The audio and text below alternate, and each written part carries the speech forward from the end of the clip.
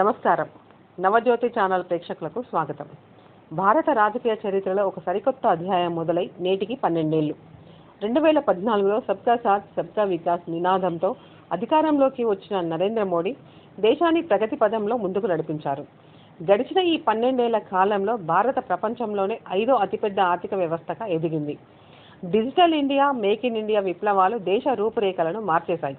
జనధన్ ఖాతాలు, ఆయుష్మాన్ భారత్, ఉజ్వల యోజన వంటి పథకాలు కోట్లాది మంది పేదల జీవితాల్లో వెలుగులు నింపాయి.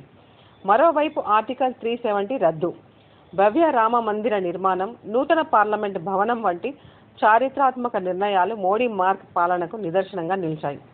గ్లోబల్ లీడర్గా అంతర్జాతీయ వేదికలపై భారతదేశ కీర్తి పతాకాన్ని మోడీ ఎగురవేశారు. సవాలు ఎదురైన సంస్కరణల బాట వీడకుండా సాగిన ఈ 12 ఏళ్ల మోడీ ప్రస్తావనపై మీ అభిప్రాయాన్ని కామెంట్ రూపంలో తెలియజేయండి.